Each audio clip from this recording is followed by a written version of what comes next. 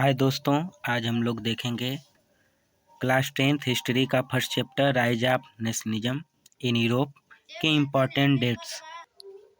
इसमें पहला डेट है फ्रेंच रिवॉल्यूशन अकर्ड 14 जुलाई 1789।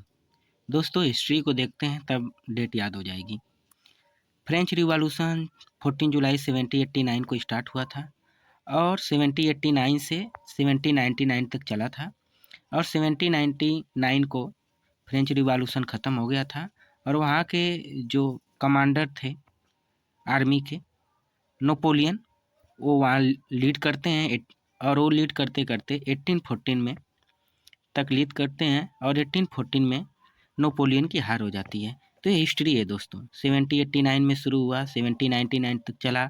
1799 से 1814 तक जो टाइम पीरियड है रूल करने का वो नेपोलियन का है और फाइनली 1814 में नेपोलियन की हार हो जाती है।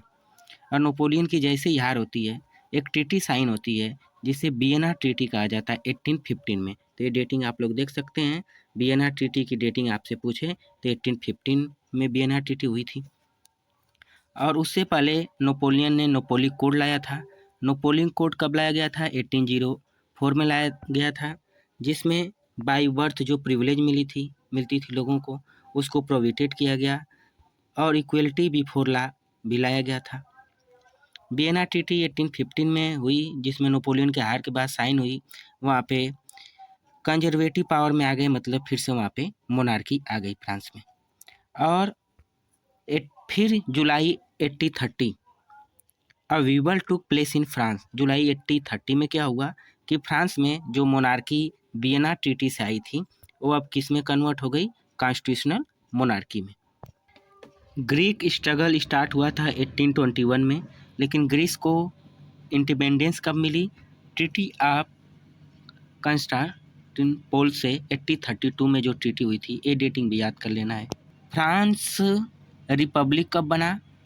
फरवरी 1848 में। रिबेरल का रिवॉल्यूशन कब हुआ फ्रांस में? 18 मई 1848 को रिवॉल्यूशन हुआ था। ये जो सेंट पॉल चर्च था, फ्रैंकफर्ट पार्लियामेंट में इवेंट हुआ था 18 मई 1848 को।